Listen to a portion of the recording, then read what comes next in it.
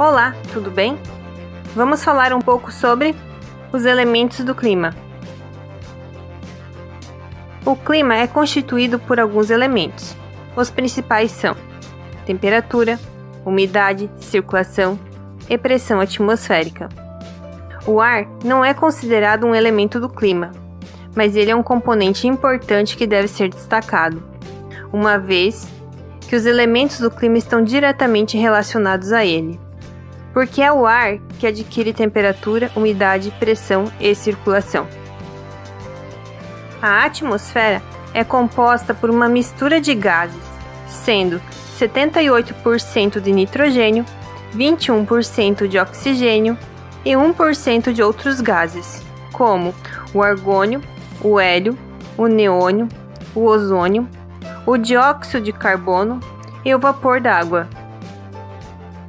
O oxigênio que existe no ar é indispensável para que haja vida na Terra.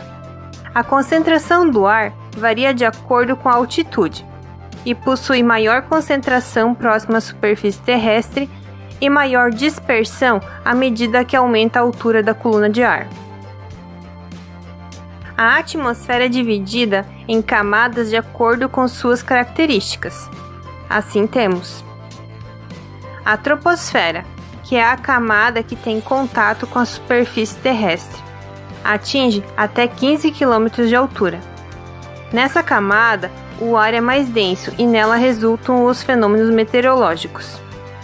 Na sequência, tem a estratosfera. Vai dos 15 km até 50 km de altura.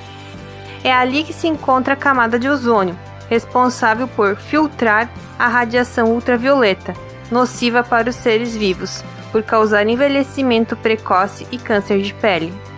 Depois temos a mesosfera, dos 50 km até os 85 km de altura.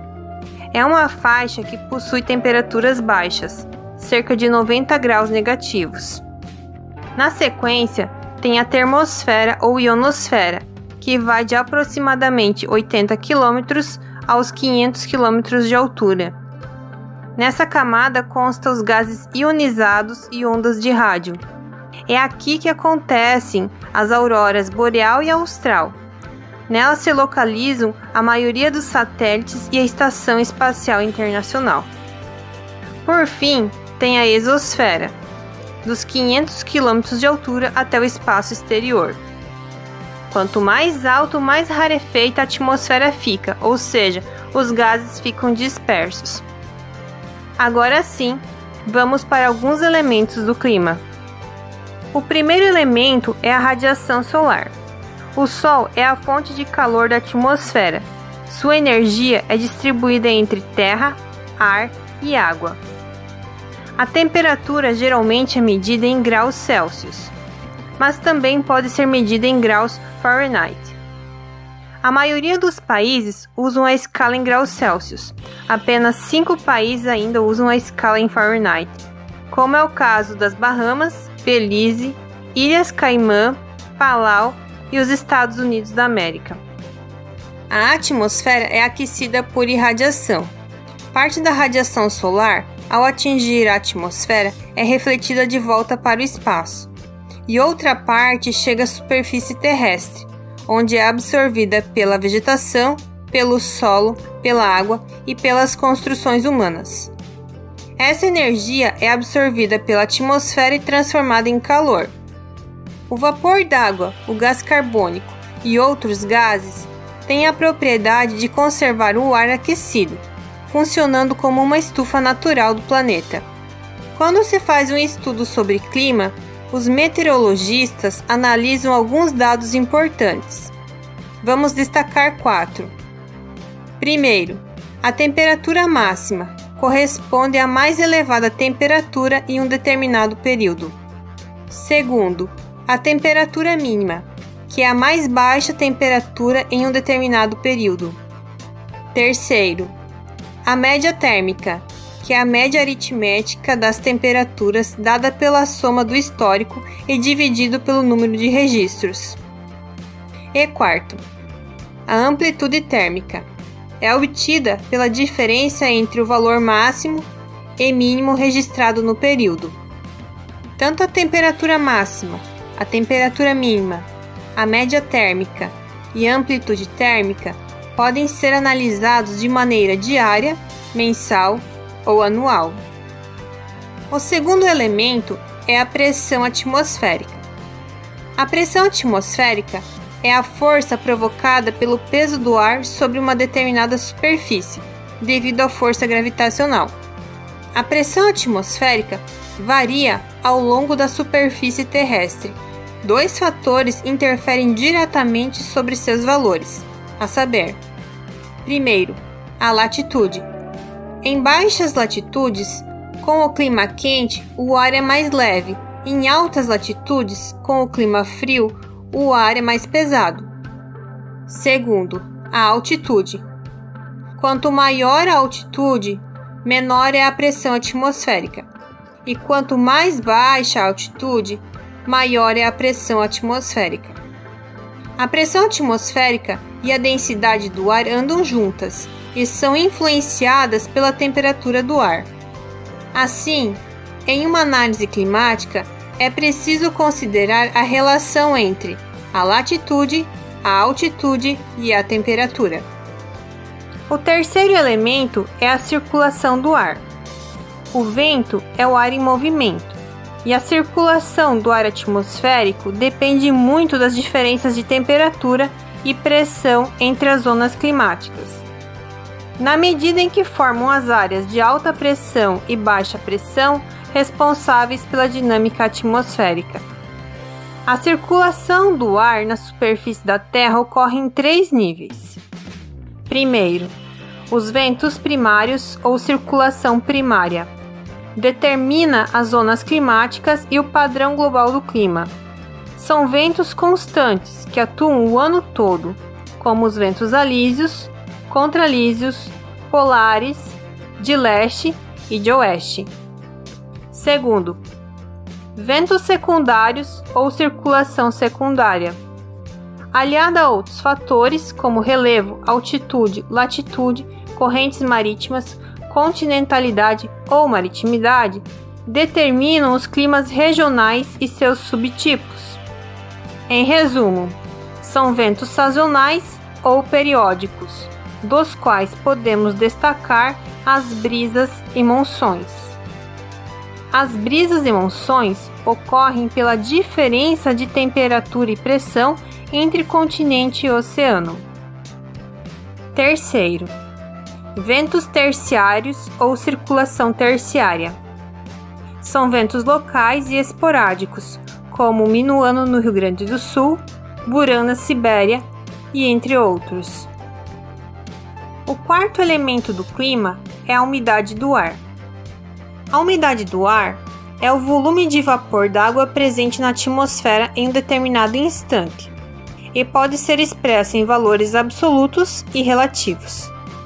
A umidade absoluta é a quantidade de vapor d'água contida no ar, expresso por grama por centímetro cúbico. Já a umidade relativa é obtida através da relação entre a umidade absoluta e o ponto de saturação. Em outras palavras, é a relação entre o volume de vapor d'água e o volume máximo de vapor d'água que o ar consegue reter em um local e momento. Essa relação é expressa em percentagem. Quando o vapor d'água atinge o ponto de saturação, ou seja, 100%, ocorrem as precipitações. Assim, a precipitação acontece quando a água cai sobre a superfície terrestre em forma de chuva, granizo, neve, orvalho e outros. Elas podem ser superficiais ou não superficiais. As precipitações não superficiais são aquelas que ocorrem nas camadas da atmosfera, como é o caso da chuva, do granizo e da neve. Já as precipitações superficiais são aquelas que a condensação se processa junto à superfície terrestre, como é o caso do orvalho, da geada e do nevoeiro. Vamos detalhar os tipos de precipitação. Nas precipitações não superficiais, temos a chuva, o granizo e a neve. As chuvas resultam da conjunção de dois fatores: quando o vapor d'água atinge seu grau de saturação e a queda de temperatura atmosférica. Podem se dar de 3 maneiras. Primeira, as chuvas convectivas. Acontecem quando o ar, em ascensão vertical, se resfria, se condensa e precipita. Muito comum em regiões equatoriais. No Brasil, é muito frequente na região amazônica. Segunda, as chuvas orográficas ou de relevo. Resultam pela ascensão e resfriamento do ar ao ultrapassar barreiras naturais como montanhas. No Brasil, acontecem na faixa litorânea, devido à presença de serras que se distribuem ao longo da costa leste do território. Terceira, as chuvas frontais. Ocorrem com o encontro de massas de ar quente com massas de ar fria. Essas chuvas ocorrem no Brasil especialmente quando há o encontro da massa de ar polar atlântica com a massa tropical atlântica. O granizo, também conhecido como chuva de pedra, acontece quando gotas d'água são levadas para camadas mais frias e mais altas da atmosfera, pela ascensão vertical do ar, e transforma-se em gelo. O granizo se forma em nuvens do tipo cumulonimbus. A neve é a precipitação de cristais de gelo pelo congelamento do vapor d'água. Em geral, agrupamentos em flocos e formados pelo vapor d'água suspenso na atmosfera, antes que ele chegue à superfície. A queda de neve é comum em regiões temperadas e polares, bem como em altas montanhas. Vale destacar que há registros de neve no Cambirela em 1942, 1984 e 2013.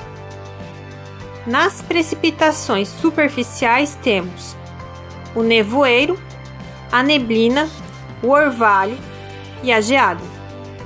O nevoeiro é a suspensão de gotículas d'água próxima à superfície.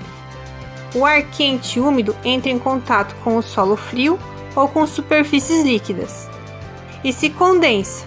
Geralmente sua formação acontece em vales e a visibilidade é inferior a 1 km. A neblina é similar ao nevoeiro, mas a visibilidade é maior que 1 km. O orvalho acontece quando o vapor d'água se condensa à noite devido à queda de temperatura. Se apresenta na forma de pequenas gotas de água.